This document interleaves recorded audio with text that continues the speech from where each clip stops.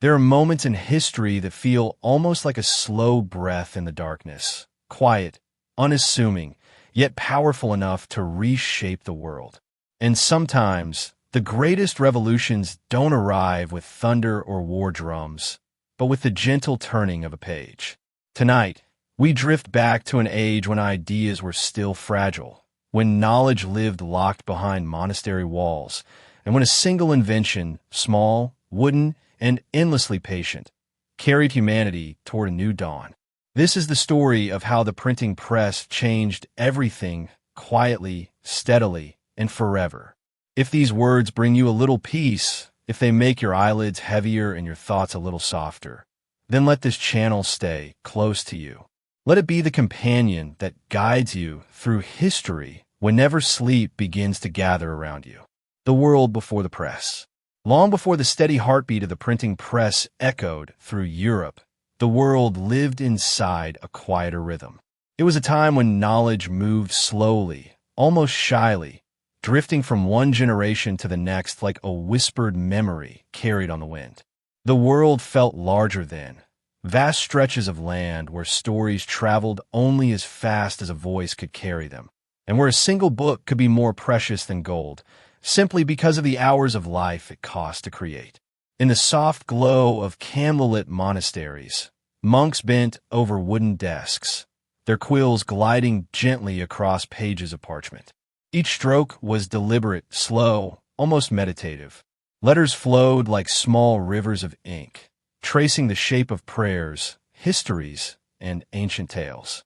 If you listen closely, you might hear the faint scratching of quill on skin, a sound that held centuries of patience.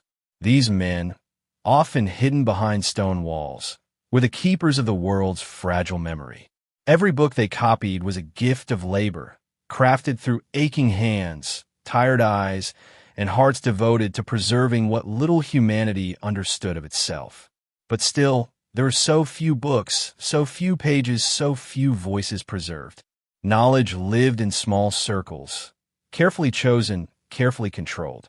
A scholar might wait years to see a single manuscript. A curious child might never touch a book at all. Entire villages lived without a written word. And so, ideas remained still. Thoughts stayed confined. The world did not yet know the restless energy of imagination that could travel freely, unbounded by distance or time. Outside those monasteries, most learning was carried through stories told aloud. Around hearth fires, elders would speak of kings and heroes, of storms and omens, of gods who shaped the land with their breath. Children listened with wide eyes, trusting every word, stitching each tale into their understanding of the world. But memories are soft things. They fade, they shift, they blur. A story told once might survive. A story told 10 times might change. And a story that was never told again might vanish completely.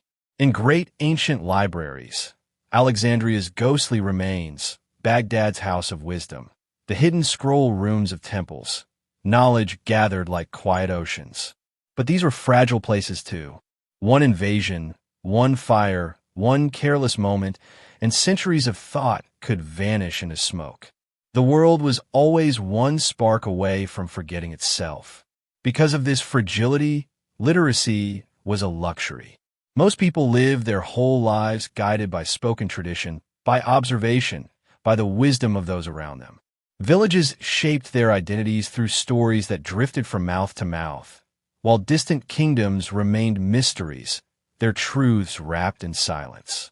If you live in those days, the world around you would feel small yet immeasurable, full of unknown lands, unknown people, unknown ideas. It was a world of shadows and echoes, hints of knowledge without the ability to reach it. But even in this slowness, there was beauty. The intimacy of storytelling, the shared breath around a fire, the careful devotion of a monk copying a single page as if it were sacred. There was a tenderness in how knowledge survived, passed like a delicate relic from hand to hand. Humanity treasured what little it had, because losing a story meant losing a part of itself. And yet, beneath the stillness, something was missing. You can almost sense it when you picture the world at that time, a kind of quiet longing, A hunger for ideas, for connection, for something that could carry words farther than footsteps and protect them from the soft, erasing hands of time. It was as though humanity stood at the edge of a vast dawn, unaware that the sun was about to rise. Across Europe, small workshops hummed with creation. Not yet printing presses, but the sparks of craftsmanship that would one day make them possible. Carpenters shaped gears. Blacksmiths forged metal. Scribes experimented with new ink. Painters carved woodblocks for art. None of them could see the greater shape their small inventions were slowly forming. But history often begins this way, quietly, invisibly, with countless hands preparing for a revolution they cannot yet imagine. Imagine standing in one of those workshops. The air smells of warm wood and oil. Dust floats gently through the light. On a shelf sits a carved alphabet stamp, a simple toy, nothing more, but a faint ancestor of something extraordinary. Over there, a craftsman presses ink on a fabric using a wooden block, unaware that this simple motion is a distant cousin of the future. The pieces were there, scattered across different crafts, waiting for someone to gather them together. And while the world lived in this slow, handwritten age, population grew. Cities grew.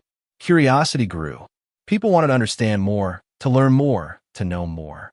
But the world's ability to share knowledge was too small for the hunger that was forming inside it. You could feel the tension building, a quiet, almost invisible pressure. A world ready to expand, yet lacking the tool to help it breathe. This chapter is the deep breath before history's exhale. A soft moment of stillness before movement. The silent pause before the first turning of a press. And somewhere in the distance, in a small German town no one thought much about, a man named Johannes Gutenberg was living quietly, unaware that he would soon become the bridge between two worlds, the world of silence and the world that was about to awaken. As the medieval world moved through its slow centuries, life carried a kind of quiet rhythm that feels distant to us now. Roads were long, harsh, and winding. Seasons ruled everything. And when night fell, darkness was true darkness, the kind that makes you lean in closer to whatever story is being told beside the fire. In that world, knowledge did not simply shape life. Knowledge was life. A single new idea could transform a village. A new tale brought home by a traveler could widen the horizon of someone's imagination forever. And yet the world held its ideas so tightly, releasing them only in small drops. If you walked through a market in a European town around the year 1400, you would find color and movement, laughter, trade, but not a single bookstore. Sellers would call out about spices, cloth, and grain, but books were far too rare to be found in places like these. A book wasn't something you purchased on a whim. It was something you inherited, something you guarded, something you treated as a living treasure because you knew it might be the only one within 100 miles. And still, the hunger for knowledge grew. You could feel it almost like a hum beneath everyday life. People wondered about distant lands. They wondered about the heavens. They wondered about the stories preserved inside monasteries that most would never enter. The world was filled with questions, but the answers remained locked behind walls of ink and parchment. Inside those monasteries, the scriptoria were places of deep devotion. Imagine stepping inside one. The stone walls are thick and cool, muffling every sound. The air smells of beeswax, parchment, and ink ground by hand. A line of monks sits in silence, each hunched calmly over his work. Only the soft scrape of quill against skin breaks the stillness. Their task is holy, but also heavy. A single book might require months, even years, to complete. One monk draws a capital letter, an illuminated swirl of gold leaf and deep lapis blue. His hands do not tremble, though he's been working for hours. He knows the weight of his duty. Every mistake must be scraped away and rewritten. Every line must match the original exactly. Some manuscripts were copied by teams of monks working in quiet harmony, page after page, day after day, for years. Their lives formed a chain of memory stretching backward in time, holding on to stories so they wouldn't disappear. And yet, Despite their devotion, mistakes happened. A word changed here, a sentence forgotten there, a margin note misread as part of the text. This was the fragile nature of books before the press. Human hands doing their best against the endless erosion of time. Still, the world had a softness, then a slowness. Villages lived by the stories they told and retold, shaping each tale to match the needs of the moment. A hero might grow a little braver with each retelling. A wise figure might offer new guidance a storyteller never intended. Stories lived and breathed. They were not fixed yet. They drifted like smoke. But somewhere beneath the charm of this oral world was a shadow, the fear that everything could be lost. Wars could burn libraries. Floods could drown manuscripts. A single candle overturning could erase decades of work. Humanity lived at the mercy of accidents it could not predict. In royal courts, scholars tried to gather knowledge from across the world. They traded manuscripts, paid scribes, built small collections of precious books. But these libraries were small, fragile, and often incomplete. Even a king might possess fewer books than a modern household. Knowledge belonged to the elite not because they guarded it selfishly, but because there simply wasn't enough of it to go around. But change was already quietly moving beneath the surface. Paper, once an exotic luxury from the East, had begun to spread slowly across Europe. Its arrival carried the soft promise of a world where writing could become cheaper, lighter, easier. New inks were being mixed that clung better to paper than to parchment. Craftsmen experimented with carving woodblocks to stamp images onto cloth and playing cards. These innovations seemed small, tiny sparks in a world still wrapped in shadow, yet each carried a whisper of the transformation to come. You can almost picture the world holding its breath. A scribe dips his quill, unaware that his profession stands at the edge of extinction. A merchant selling paper does not know he is helping to birth a revolution. A young apprentice learning to carve woodblock letters has no idea he is touching the earliest ancestor of printed pages. History often moves this way, quietly, slowly, with small changes accumulating until suddenly the world is not the same at all. And at this moment, Europe was ready. Literacy was rising ever so gently. Universities were forming, creating new questions, new ideas, new debates. Trade routes were opening, connecting people to cultures they had never imagined. The world felt as though it was stretching its limbs after a long sleep, searching for something that would let it grow. What it needed was a machine that could multiply human thought, a machine that could protect ideas from fading, from burning, from being twisted into new shapes, a machine that did not tire, did not forget, did not tremble. The world was longing for the printing press long before it ever existed. And in the small, unassuming town of Mainz, a man named Johannes Gutenberg, a craftsman with quiet hands and a restless mind, would soon give the world exactly what it hungered for. As the 15th century unfolded, Europe found itself standing at an intersection of old rhythms and new desires. Life still moved at the pace of footsteps and seasons, yet something in the air had changed. The world felt heavier with curiosity, as if countless minds were leaning forward at once, searching for answers they could not yet reach. And in this delicate moment, the gap between what people longed to know and what they could actually access grew wider with each passing year. Tradesmen traveled between cities carrying rumors of distant scholars, poets, and thinkers. They spoke of astronomers questioning old models of the heavens, of philosophers challenging ancient teachings, of physicians seeking new ways to understand the body. But these ideas traveled unevenly, sometimes distorted, sometimes incomplete, like ripples on a pond before they fade into nothing. Without books to anchor them, thoughts drifted like mist, never settling long enough to create real change. Universities were beginning to bloom, yet even these centers of learning struggled.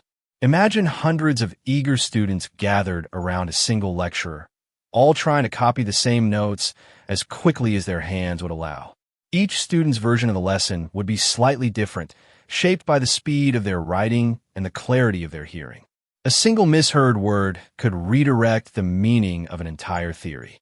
And if the master owned a book, a rare, precious object, he would read from it aloud, slowly, methodically, so the students could create their own handwritten copies. A tedious, fragile chain of transmission.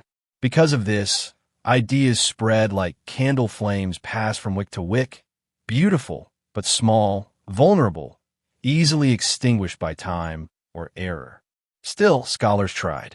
They formed circles of correspondence, sending letters back and forth across long distances, each letter taking weeks or months to arrive. These exchanges were the lifelines of learning, yet they reached so few. Meanwhile, outside these learned circles, everyday life continued with its own songs and sorrows. In small villages, farmers read the sky rather than texts.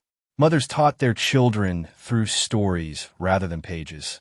Tradesmen learned their crafts through repetition rather than manuals. There was wisdom in these traditions, but also limits. The world's knowledge remained uneven, clustered in pockets, cut off from those who longed for it. And yet, even in these remote places, change whispered at the edges. A traveler might arrive carrying a single manuscript, perhaps a worn translation of an ancient Roman tale, and suddenly the villagers would gather around him at night, listening with wonder. To them, the words were magic, not because they spoke of distant lands or mythic heroes, but because they held something rare, a glimpse beyond the boundaries of their lives. Books gave people more than knowledge. They gave them permission to imagine. But imagination needs nourishment. And across Europe, the slow trickle of handwritten books was no longer enough. Trade routes brought spices, silk, and stories from across continents, awakening a hunger for more. More understanding, more possibility, more connection. People sensed that the world was larger and richer than they had been taught. They sensed that knowledge was the key to unlocking it. And yet, the old methods of preserving thought could not keep up with the rising tide of curiosity. This tension between the expanding hunger for learning and the limited means of sharing it created a gentle but powerful pressure. In the deep currents of history, it is often these quiet pressures that create revolutions. Not loud demands, but a soft collective longing, a feeling that something is missing. In workshops across Europe, small pieces of that something were already forming. Metalworkers perfected new alloys. Woodcarvers gained greater precision. Ink makers experimented with substances that clung better to surfaces. Cloth dyers tested pigments that wouldn't fade. None of these artisans dreamed they were contributing to a single invention. Yet piece by piece, without knowing it, they were building the foundation of a world ready for printing. Even the culture itself was preparing.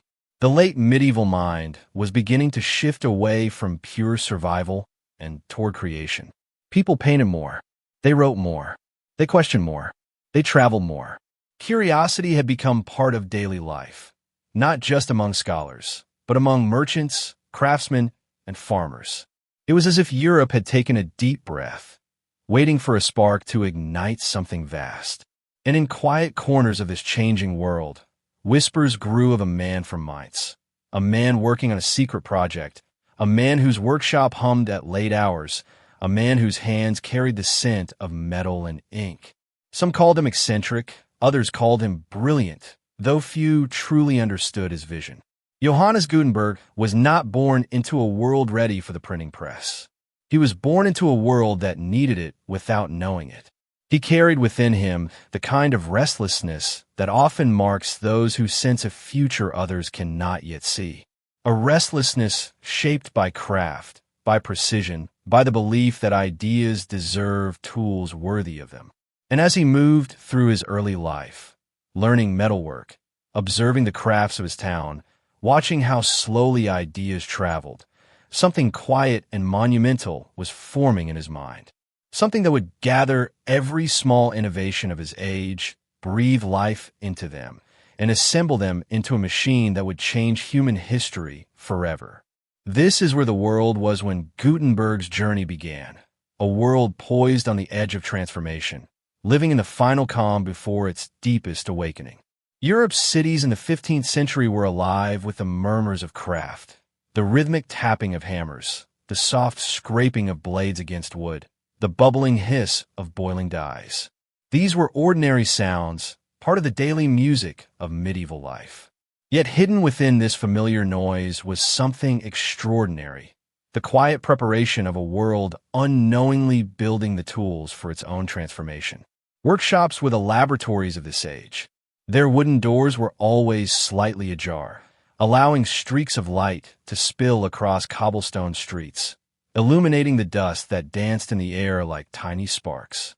Inside, men bent over benches for hours perfecting small things: hinges, molds, pigments, presses used for wine and cloth. None imagined they were laying the groundwork for a machine that would multiply human thought. Metalworkers, for example, spent years mastering the art of shaping molten alloys.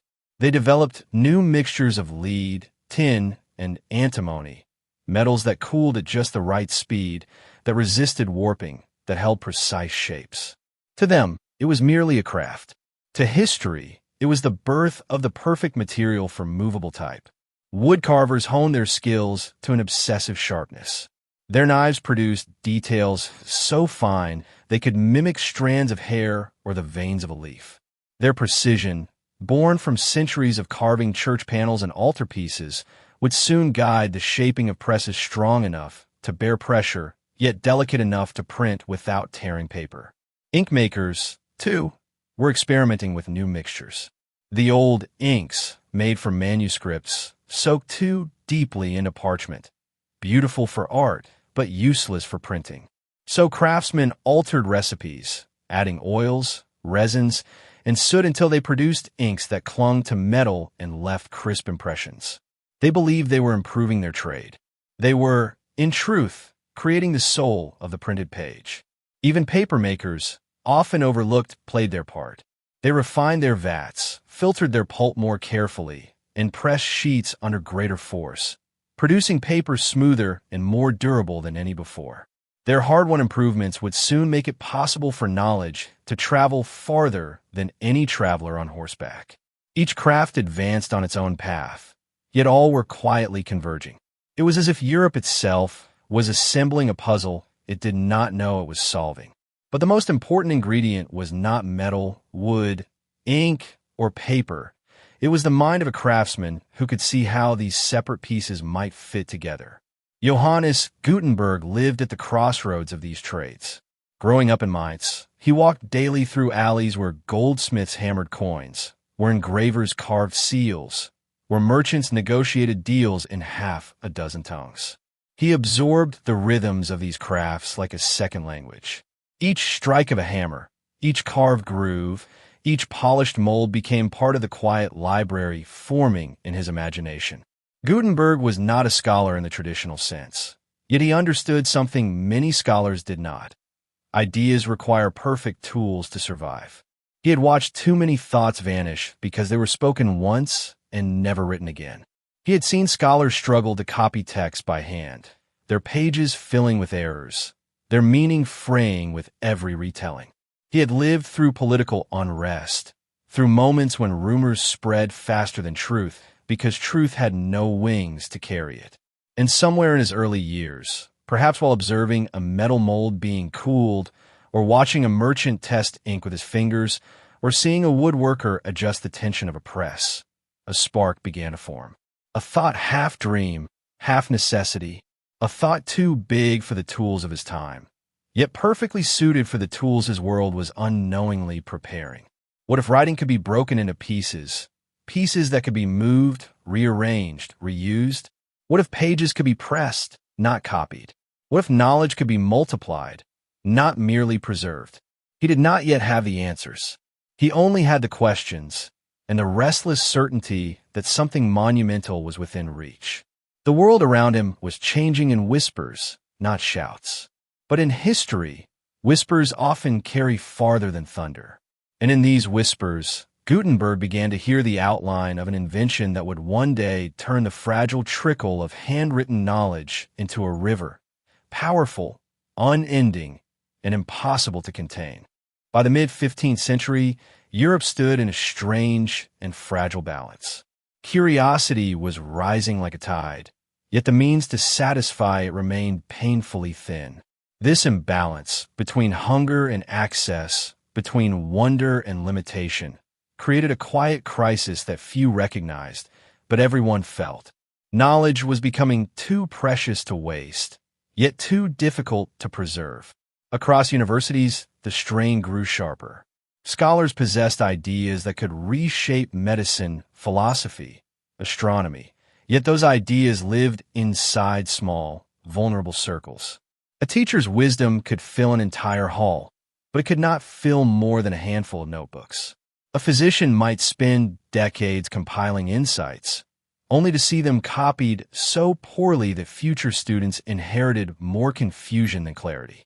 Even the great libraries of Europe, the pride of monasteries and royal courts, were drowning in impossibility. Their shelves held fewer books than a modern classroom. Every manuscript required months of labor, sometimes years, and even then, errors crept in like shadows. A single tired scribe could distort a generation's understanding of a text. Ideas were alive, but they were chained, trapped behind scarcity. And outside these rarefied spaces, the world changed faster than knowledge could travel. Cities were swelling. Trade routes stretched like veins across continents. Goods moved, people moved, stories moved, but verified knowledge remained painfully slow, like a lantern carried across an ever-expanding darkness. Rumor ran faster than truth. Superstition louder than science. Memory more trusted than manuscripts. This was not because people resisted learning. It was because they had no reliable way to receive it. The hunger for certainty grew. Merchants wanted accurate maps. Physicians wanted consistent texts. Lawyers wanted stable codes. Philosophers wanted faithful translations. Priests wanted clear scripture. Students wanted knowledge that did not blur and twist as it passed from hand to hand. Europe needed a new way to think, a new way to communicate, a new way to preserve truth itself. Something capable of carrying ideas intact across borders, across generations, across lives. Something that did not yet exist. And in this crisis, invisible to kings and popes and scholars alike, opportunity quietly rooted itself. For in history, the greatest revolutions do not begin with fire. They begin with pressure. Pressure that builds grain by grain, until a single spark changes everything. Johannes Gutenberg felt this pressure more keenly than most. He had watched as political unrest haunted minds. He had seen how misinformation whispered through crowds like smoke. He had witnessed how a single false rumor could collapse businesses, shatter alliances, ignite violence. Not because people were foolish, but because reliable information was nearly impossible to obtain. Gutenberg understood something essential. A society without consistent knowledge is a society held hostage by uncertainty. This was not merely a philosophical observation for him. It was a lived reality. Merchants lost fortunes through miscommunication. Makers lost apprentices. Scholars lost ideas. Families lost stories. Communities lost wisdom. Everything depended on memory, the most fragile library of all. And so the quiet ache of Europe, its longing for clarity, stability, and understanding, found an echo in Gutenberg's own restlessness. He sensed that the world was straining toward something, straining toward a tool powerful enough to liberate thought from scarcity, straining toward a medium capable of matching the scale of human curiosity, a tool that would not replace the mind, but multiply it. In the silence of this crisis, in the tightening pressure of a world growing too large for handwritten knowledge, the contours of Gutenberg's vision began to sharpen. He did not yet know how he would create such a thing. He only knew why it needed to exist. And history would soon learn that when a question becomes unavoidable, an invention becomes inevitable. In the quiet corners of Mainz, as winter winds rattled the shutters and the faint smoke of hearth fires curled toward the ceiling, Johannes Gutenberg's mind hummed with possibilities. He walked through the streets at night, listening to the rhythm of the town, The clip of horse hooves on cobblestones, the distant clatter of merchants closing their stalls, the soft murmur of voices drifting from taverns. Every sound, every motion, seemed to carry a hidden pattern, a rhythm that whispered of order, structure, and repeatable form. To him, the world itself felt like letters waiting to be arranged, like knowledge waiting to be freed. He returned to his workshop, dimly lit by flickering candlelight, where the tools of his trade lay scattered across tables. Hammers, molds, knives, inks, and blocks of wood. Ordinary implements, yet pregnant with possibility. Here, in these unassuming objects, Gutenberg imagined a machine that could organize the chaos of information. A device that could take ideas from fragile parchment and scatter them across time and space, ensuring they would reach hands hungry for knowledge and minds ready to understand it. Each evening, he experimented quietly, patiently, the hours stretching and folding around him. Metal melted and cooled. Inks were mixed and tested. Letters were cast and recast, each attempt imperfect, each failure a whisper closer to success. He understood that this was not simply craftsmanship. It was an act of foresight, of building something humanity had never seen but desperately needed. Outside, the city moved on in its steady rhythms. People laughed, argued, loved, and worried. They could not yet perceive the magnitude of the change stirring in the heart of their town. To them, Gutenberg was simply another craftsman. But history has a way of hiding its heroes in plain sight. He imagined the first book he might print.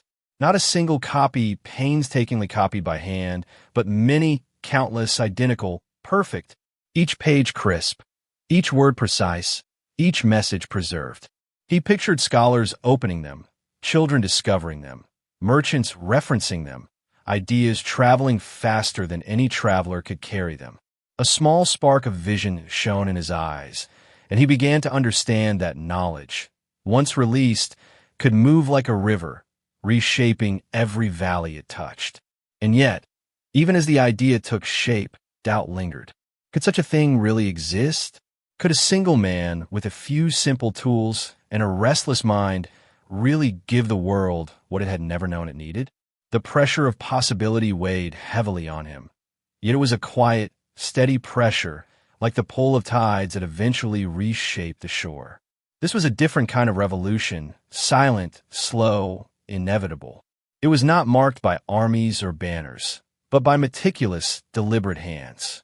Each small decision, each precise measurement, each carefully poured batch of ink was part of the revolution's heartbeat.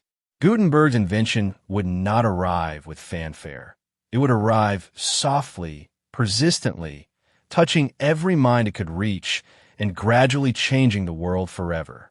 And as the candle burned low, as the snow fell quietly outside, as the town slumbered unaware, Gutenberg continued to work. His vision had begun to crystallize. The age of printed knowledge was on the cusp of awakening. The world was about to exhale its centuries of silence, and ideas were poised to flow freely for the first time. And so, as the night deepened, the world held its breath, and the first stirrings of an invention that would change humanity forever whispered softly into being. Morning light filtered softly through the small windows of Mainz, touching the wooden tables and scattered tools in Gutenberg's workshop. Dust floated in golden beams, moving lazily like centuries of untold stories waiting to be released. Outside, the streets were beginning to stir, yet inside, the air was quiet, a stillness that carried the weight of something extraordinary yet unseen.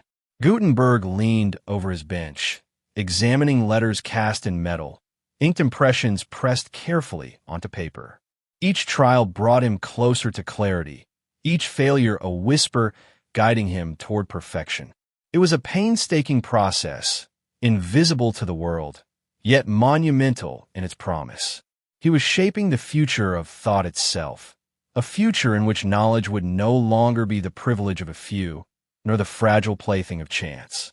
He often paused, listening to the faint sounds of the city waking, a cart rattling along cobblestones, a child's laughter from a nearby street, the distant toll of a bell calling monks to prayer. These ordinary rhythms grounded him, reminding him that the world he was about to change would continue in its quiet, beautiful human pace. And yet, he felt a profound urgency. The world was ready, even if it did not know it. Every page he imagined, every book he dreamed of would be a bridge between scholars and students, between ideas and imagination, between generations and continents. He pictured the faces of those who might one day hold his printed works, eyes widening with wonder, hearts opening to new worlds, hands tracing the letters that could carry them farther than any traveler could ever go. And still, the work was delicate, requiring patience, precision, and faith in the unseen. Gutenberg moved through each day with quiet determination, knowing that history would notice only the result, not the countless hours of preparation, trial, and silent persistence. Yet it was in these moments of stillness, these quiet mornings and late nights, that the real revolution took shape. The world before the press had been fragile, a world of whispers, shadows, and slow journeys of knowledge. But Gutenberg's vision promised movement, clarity, and connection. Soon, the stillness would break. Soon, the fragile trickle of handwritten knowledge would become a river, flowing freely across Europe and eventually across the globe. As night fell once more, the candlelight flickered across the room, casting long, gentle shadows. The world outside slept, unaware of the quiet miracle taking shape within a modest workshop. Gutenberg's hands, guided by ingenuity and patience, were readying a gift for all of humanity, the ability to preserve thought, to spread ideas, to let knowledge breathe and multiply. And so, as the candle burned low and the workshop settled into a hush, the world paused in the final calm before awakening. The era of the printing press was approaching, and with it, a transformation that would touch every mind, every heart, and every story yet to be told. The stage was set, the tools were ready, and the first whisper of change hung softly in the air, invisible, patient, and unstoppable. And as the night deepened across Mainz and beyond, one truth lingered quietly in the mind of history. The world was about to exhale, and nothing would ever be the same again. The first impressions, asterisk, asterisk. The workshop was quiet, but it was no longer still. Morning light streamed across the wooden benches, illuminating scattered tools, metal type, and faint streaks of ink. The air smelled faintly of molten metal and fresh paper, a mixture at once ordinary and extraordinary, carrying the promise of ideas about to be set free. Gutenberg moved deliberately, each motion slow, meditative, deliberate, the careful orchestration of a mind imagining the impossible. For months he had experimented, refining alloys, perfecting ink, and testing the delicate balance of pressure against paper. The letters he cast were small, precise, each one a tiny sculpture of thought waiting to carry meaning across the world. His fingers traced the grooves, feeling every imperfection, every subtle curve. Here was a craft, yes, but also a meditation. Every letter was a prayer for clarity, a hope that human ideas could survive the fragility of time. He set the type into frames, arranging each character carefully. Each line of text was a miniature universe, every word a vessel of understanding, every space between letters a breath. He pressed the ink lightly, and the paper received it like a patient listener.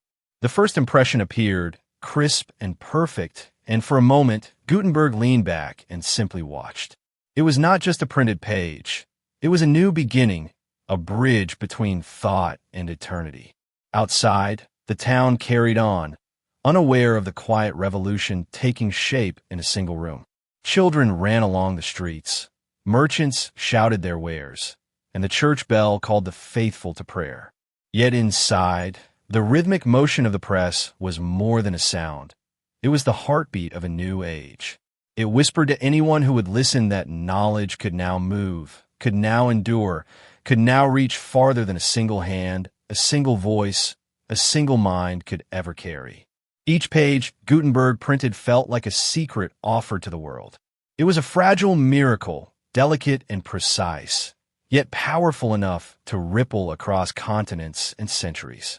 He imagined the books that might one day fill classrooms, libraries, and homes.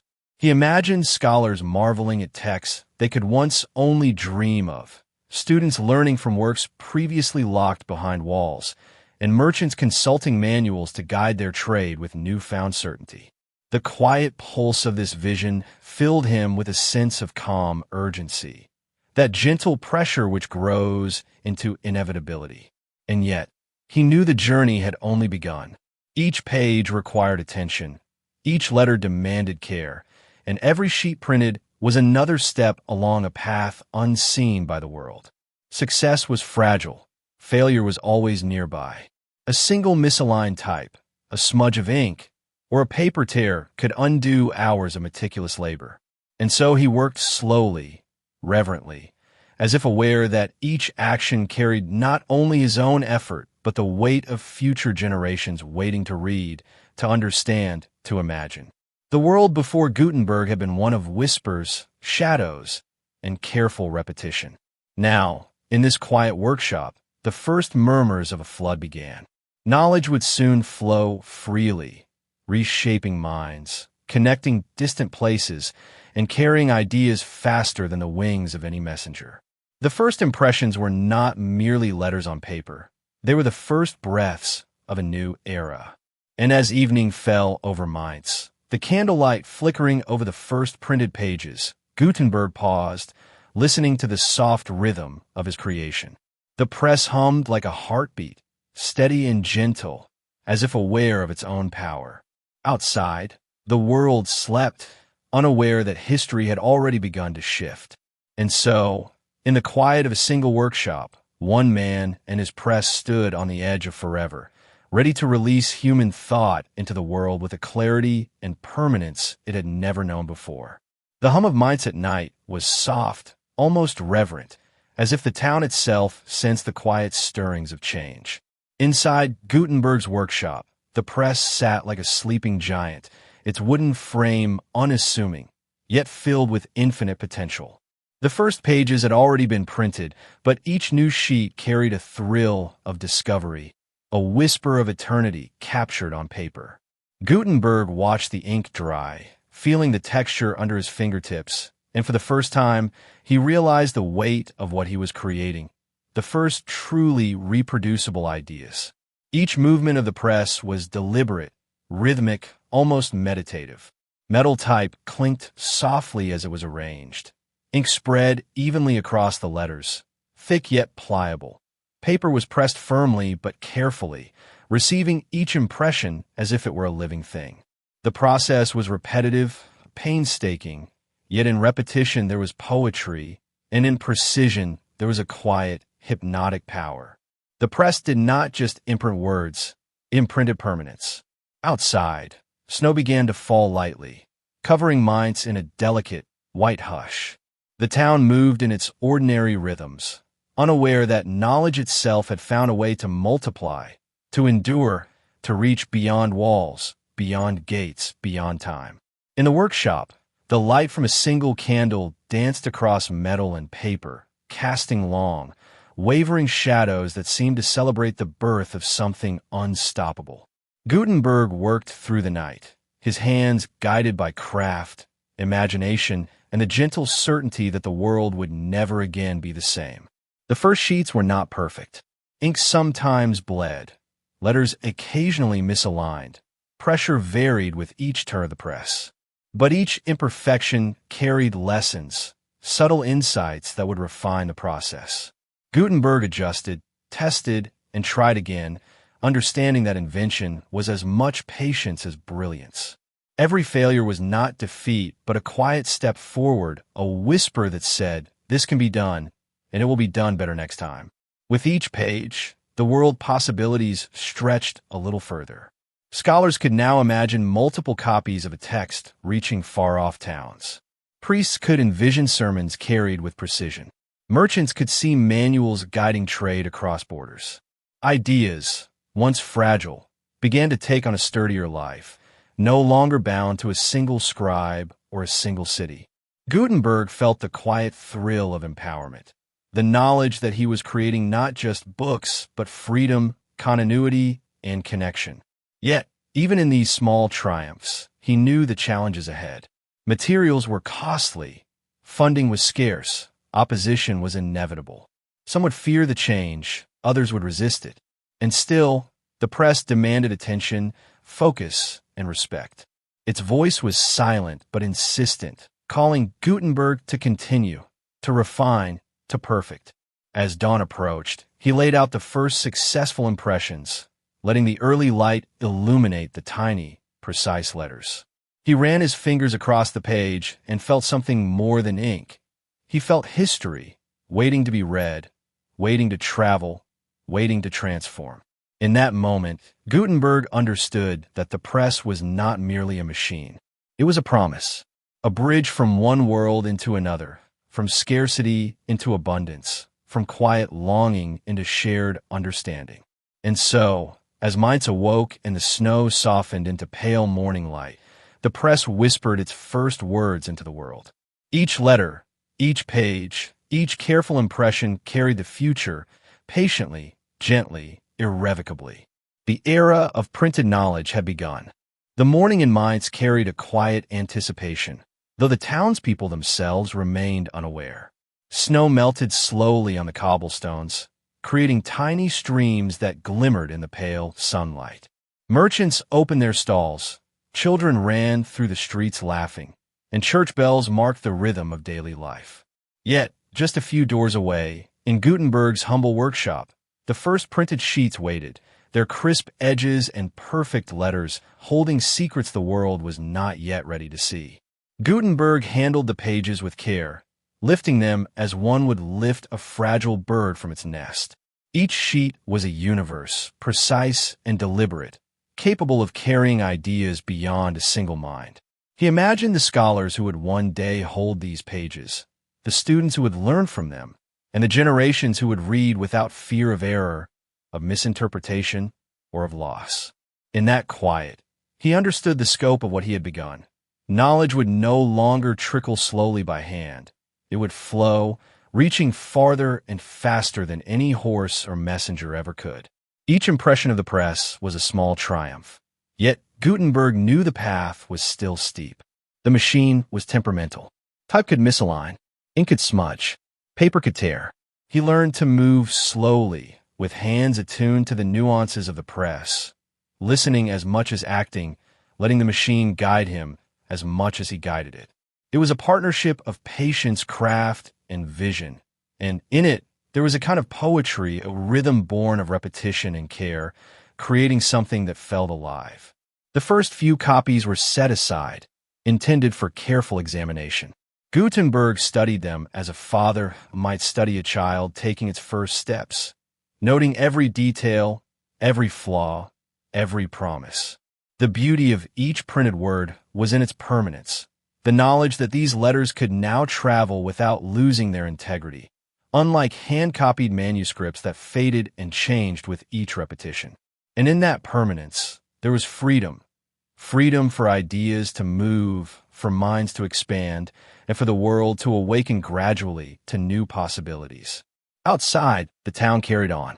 Life remained ordinary, as it always had been, unaware of the quiet revolution humming in a single workshop. A traveler might pass by, hearing the gentle clink of metal and the soft press of the machine, but it would seem like nothing more than a craftsman at work. Yet, history knows better. Revolutions often begin silently, in small, overlooked spaces with quiet persistence rather than shouts. Gutenberg's press was already beginning to ripple through time, unseen but unstoppable. Even as he worked, he imagined the obstacles ahead. Paper and ink were expensive, patrons could be hesitant, and traditional scribes might resent this new method. He felt the pressure of possibility pressing gently against him, whispering that each careful choice mattered, not only for the moment, but for centuries to come.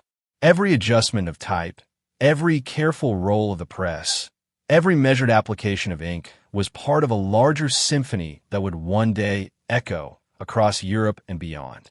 And so, in In the quiet of the workshop, Gutenberg continued. He pressed, he adjusted, he tested, each movement deliberate and mindful. Outside, life moved in its ordinary rhythms. Yet inside, something extraordinary was unfolding. The birth of reproducible knowledge, the first spark of a river that would carry human thought farther than any mind could imagine. As evening fell, the first sheets were collected and stacked, crisp and perfect. The candlelight flickered over them, casting shadows that seemed to dance in quiet celebration.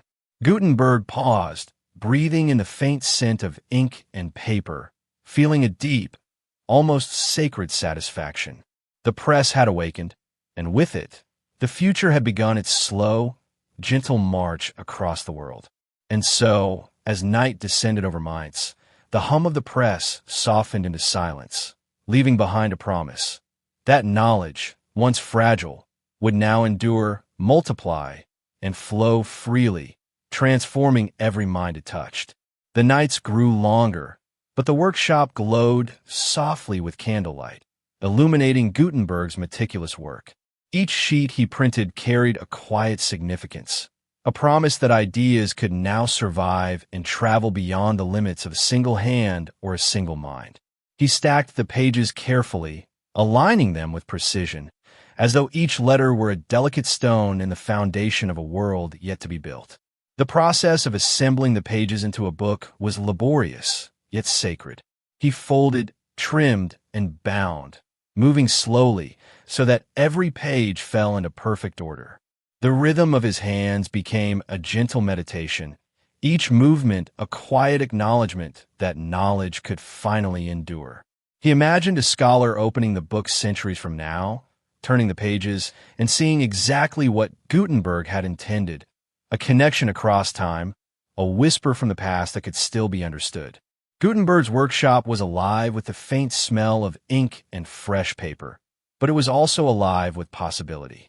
He envisioned the ripple of impact these first books might create. A single text in the hands of a curious student could ignite ideas that would grow and spread. A guide for a merchant could improve trade across continents. A religious text could reach communities that had never held a manuscript in their hands. Each page was a seed, and each book a forest waiting to grow. Yet he also knew the challenges. Patrons could doubt the value of printed books. Scribes might resist change. The machinery was delicate and required constant care. But the possibilities far outweighed the obstacles. Gutenberg pressed on with quiet determination, understanding that the first books were not merely copies of texts, but instruments of transformation. They could carry knowledge faster, more accurately, and farther than ever before. Outside, minds moved in its steady rhythms. Merchants called, children laughed, and bells tolled. Few noticed the small, steady hum coming from the workshop, yet history would remember it as the sound of a revolution awakening. Gutenberg's press was no longer an experiment. It was a living, breathing force, capable of reshaping the way humans thought, learned, and imagined. As he laid the first bound volumes aside, Gutenberg felt a rare stillness, a gentle satisfaction, tempered with awareness that this was only the beginning. The press had proven its purpose, yet the true impact would unfold slowly, carried by the hands of scholars, students, and readers yet to come. Each book was a whisper to the future, a promise that knowledge could now move freely, endlessly, and faithfully across the world. And so, as the candlelight flickered and the city slept, Gutenberg's first books stood quietly, waiting to be read, to be shared, to be multiplied, to change lives. And in that stillness, the gentle pulse of history carried forward, one page at a time, one idea at a time, one quiet revolution that would never be undone. The workshop was quiet, yet it vibrated with purpose.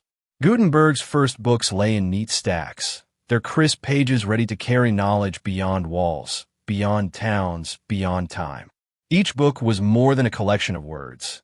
It was a key unlocking doors that had long remained closed, a bridge from the past into the future. And for Gutenberg, the weight of this realization was profound. He had given the world a tool that could endure, expand, and illuminate. The press, silent now as night settled over Mainz, seemed almost alive. Every groove of metal, every pressed letter, every line of inked text was a testament to countless hours of patience, trial, and subtle genius. The machine had awakened, and with it, a new rhythm of life began, one in which ideas could move freely, unbound by scarcity or error. Gutenberg understood that he had not merely crafted a device. He had created a vessel for human thought, capable of carrying dreams, discoveries, and wisdom to places previously unreachable. Outside, the town slept beneath a blanket of soft moonlight. The streets, quiet and still, seemed unaware that history itself was bending gently within the walls of a modest workshop. Yet the ripples of change had already begun. Scholars would soon marvel at the precision of printed texts. Students would find learning easier, more reliable, and more abundant. Merchants, clergy, and rulers alike would discover that information could travel faster than a horse or messenger. The world was awakening to a new possibility, one page, one book at a time. Gutenberg paused, holding a single printed sheet. The letters were sharp, perfect, unchanging, a contrast to the fragile manuscripts he had once known. He traced them lightly with his fingers, imagining the hands that would follow his own, the minds that would open to these words, and the worlds that would expand because of them. It was a quiet triumph, yet monumental in its implications. Knowledge, once scarce and delicate, could now flow abundantly, faithfully, endlessly. And in that quiet triumph, Gutenberg sensed the future unfolding before him. He had created more than a press. He had created a revolution without guns, without armies, without conflict. The quiet, patient revolution of the printed word would reshape society, culture, and history itself. The first books were only the beginning, a gentle exhalation before the flood of knowledge that would soon sweep across continents. As candlelight flickered across the stacks, the workshop settled into a hush. The world outside remained asleep, unaware of the monumental transformation that had quietly begun. But history would remember. The press had awakened, and with it, humanity's capacity to learn, share, and imagine would never again be constrained. And so, as minds rested beneath the soft embrace of night, one truth lingered quietly in the air. The age of the printing press had begun, and the world was poised to exhale, to grow, and to change forever. Chapter 3. The first books were born quietly, in a single workshop tucked among Mainz's narrow streets. Yet even in their silence, they carried a power far greater than anyone could yet see. The letters, pressed perfectly into paper, held within them the seeds of transformation. Ideas no longer bound by a single scribe, a single library, or a single mind. They were free to travel, to multiply, to awaken curiosity wherever they landed. Gutenberg watched as his first copies were distributed. Some went to scholars in distant towns, carefully carried in leather satchels. Others reached monasteries, where priests marveled at the clarity of the printed text. Each book, no matter how small its journey, became a messenger. And with each new hand that touched it, knowledge moved a little further, connecting minds that had never met and opening doors that had long remained closed. The impact was subtle at first. A scholar might read a precise text and adjust a theory, or a student might copy a passage more faithfully than ever before. Yet the changes accumulated quietly and persistently. Ideas began to travel faster than rumor, faster than memory, faster than the limits of a single lifetime. Gutenberg's press was no longer a machine. It was a river, and knowledge was beginning to flow. News of the press traveled slowly at first, whispered among learned circles. Some marveled at the ingenuity, some questioned its reliability, and others feared its potential. But curiosity, once awakened, is difficult to contain. Scholars from nearby towns visited Mainz to see the press for themselves. Students begged for texts they had only heard of in legend.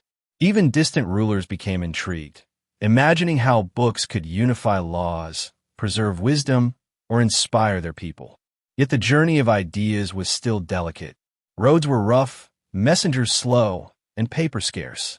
Each book that left the workshop carried not only knowledge but a hope that it would survive, be read carefully, and pass on its message intact. And in that fragility lay its beauty. Every page a testament to the persistence of thought, every letter a bridge across time. Meanwhile, the world outside Mainz was slowly awakening. Cities buzzed with trade, universities expanded, and curiosity spread like wildfire through markets and taverns. The press was a catalyst, a gentle yet unstoppable force amplifying the desires already stirring in the hearts of men and women. People began to sense that knowledge could now be shared more widely, more faithfully, more permanently than ever before. And so, in quiet streets and bustling markets, in libraries and workshops alike, the first ripples of Gutenberg's revolution began to spread. A single idea, once bound by fragile hands and fleeting memory, was now on a journey to touch countless minds, reshaping the world in ways even its creator could barely imagine. The first whispers of printed books reached universities like a gentle wind, stirring minds that had long hungered for change. Scholars gathered quietly in lecture halls and cloisters, exchanging astonished glances as they held copies of texts that no longer wavered from hand to hand. These books, precise and identical, offered something they had scarcely dared to imagine: certainty. Knowledge could now be trusted to endure, to travel, and to inspire beyond the limits of a single life. In the dim glow of candlelight, students pored over the pages, tracing the letters with their fingertips as if touching the very thoughts of the author. They copied passages with a new confidence, knowing that each word carried meaning faithfully from the printer's press. For the first time, the fragile chain of human memory was reinforced by permanence. A misheard lecture or a poorly copied manuscript could no longer cloud understanding. The printed page demanded fidelity, clarity, and care. Professors, too, felt the subtle tremor of transformation. They could assign text without fear that a single error would mislead generations. Ideas that had once slipped away in the shuffle of handwritten copies now settled firmly in ink.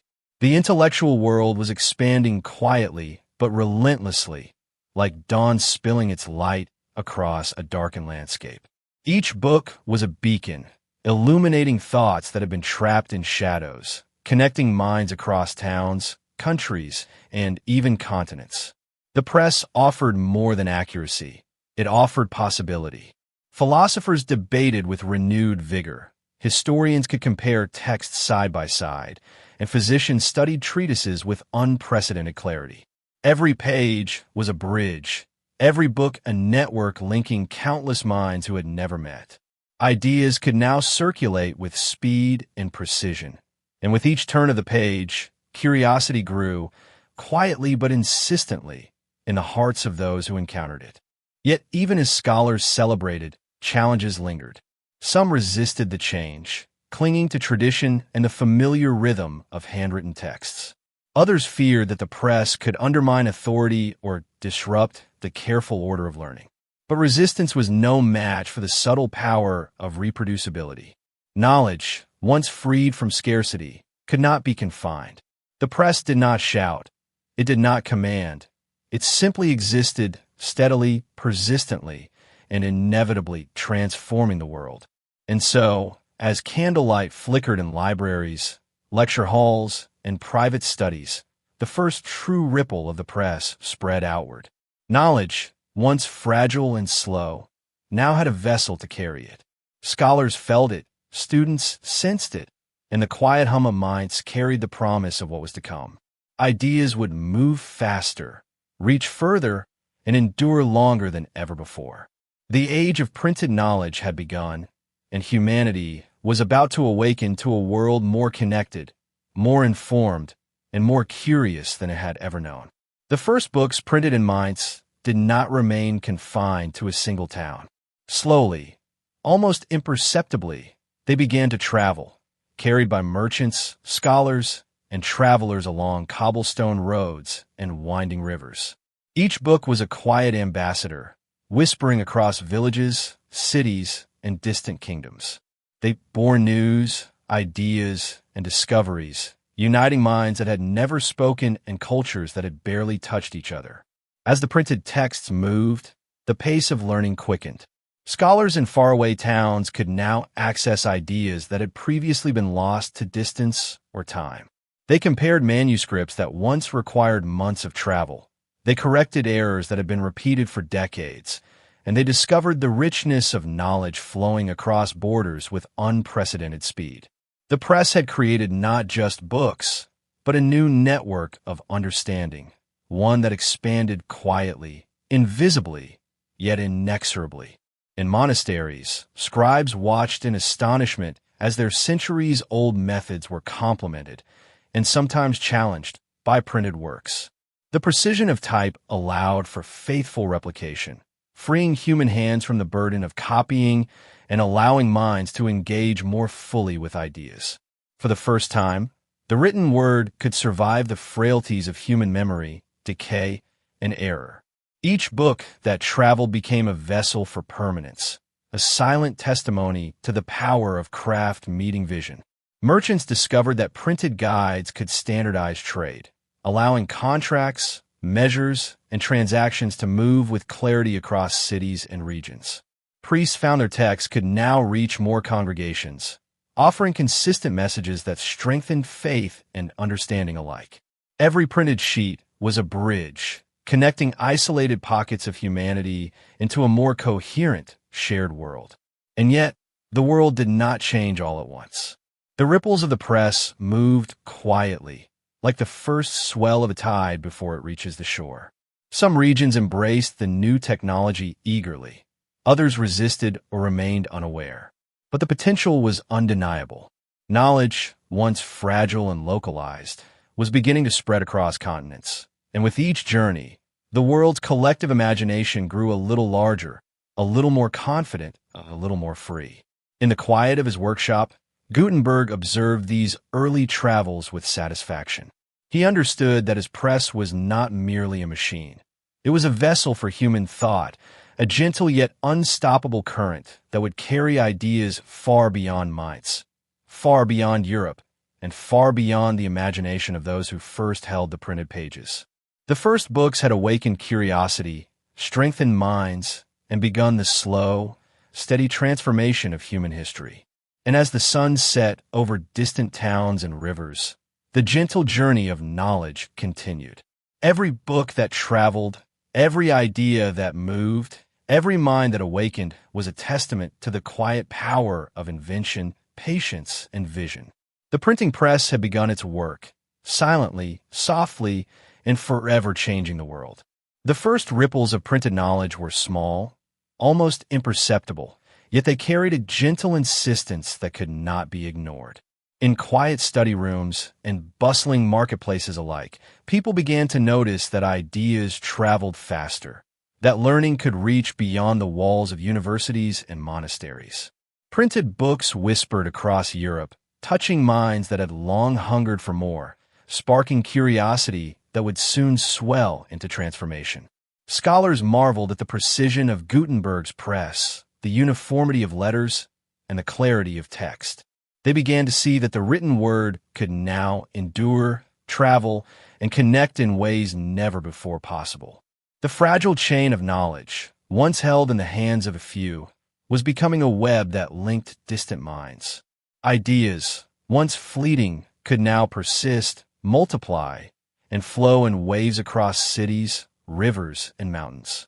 Even the unassuming townspeople, merchants, and travelers began to feel the gentle effect of this quiet revolution. A printed pamphlet could clarify a trade agreement. A guidebook could help a craftsman learn a new skill. A small tract could spread ideas of morality, science, or philosophy to those who had never touched a manuscript. The world was beginning to awaken to the quiet power of reproducible knowledge, and the boundaries of human understanding were stretching further with each passing day. Resistance existed, as it always does. Some clung to handwritten manuscripts, wary of the change, fearful that new methods might disrupt old hierarchies. Yet the press moved forward regardless, persistent, patient, and unstoppable. Knowledge, once freed from the fragility of human hands, began to flow in ways that could not be contained. Each printed page carried the potential to educate, to inspire, and to transform, quietly, gently, inevitably. Gutenberg observed the impact with quiet pride and careful humility. He understood that his invention was not merely a machine. It was a conduit for human thought, a bridge across time and space. He watched as books traveled, minds awakened, and the first whispers of change carried themselves into the future. Each page printed was a gentle push against the constraints of the past, a soft insistence that knowledge deserved to be free, precise, and enduring. And so, as the sun set over towns and countryside, as the rivers reflected the fading light, the first books of the printing press continued their journey. They carried with them the power to awaken curiosity, to connect minds, and to transform the world quietly, persistently, and forever. Europe was slowly waking to the rhythm of the printed page. The first books, once fragile whispers from a single workshop, now moved steadily along roads, rivers, and trading routes, reaching cities, towns, and villages that had long been cut off from the wider world of ideas. Each copy, each sheet, carried more than words. It carried possibility, the quiet power to awaken minds and reshape understanding. Scholars began to see their world differently. They could cross-check texts with precision, compare ideas that had once been distorted in the fragile passage of manuscripts, and preserve insights that might otherwise have been lost. Libraries began to fill not only with pages, but with confidence, the knowledge that the words they held were true to the original, unchanging, and ready to inspire. The press was creating a continuity of thought, a bridge across generations, a gentle yet unstoppable force moving steadily through time. Even beyond the universities, the impact rippled quietly. Merchants learned new techniques, clerics shared uniform teachings, and ordinary people glimpsed stories and knowledge that had once been locked behind scarcity. The spread of printed books allowed ideas to flow more freely, creating connections that transcended borders and social boundaries. One book in a distant town could ignite curiosity in dozens of minds, which in turn sparked new questions, discoveries, and experiments. Knowledge, once fragile and isolated, was beginning to thrive. Yet Gutenberg's quiet revolution faced challenges. Materials were expensive, copying errors could still occur, and some resisted the change, fearing the loss of tradition or authority. But the press persisted, patient and tireless, reproducing page after page with the consistency of a heartbeat. Its silent hum was a rhythm that echoed through history, a gentle insistence that knowledge, once freed, would travel, endure, and transform. And so, as candlelight flickered over printing tables, and the towns of Europe carried on in ordinary rhythms, a profound transformation was already underway. Gutenberg's invention was not dramatic in its sound, nor sudden in its impact. It was a quiet revolution, invisible in its early days, yet powerful enough to reshape culture, learning, and the very way humans thought about their world. Each printed book was a whisper to the future, a promise that knowledge would endure, expand, and touch countless lives. As night fell across distant cities and villages, the press rested in its workshop, yet its influence had already begun to travel. Ideas that once drifted slowly, uncertainly, now moved with certainty, clarity, and permanence. And so, with the gentle rhythm of the press echoing in minds near and far, Europe's journey into a new age of knowledge quietly began. A revolution as soft as a sigh, yet as lasting as the stars above.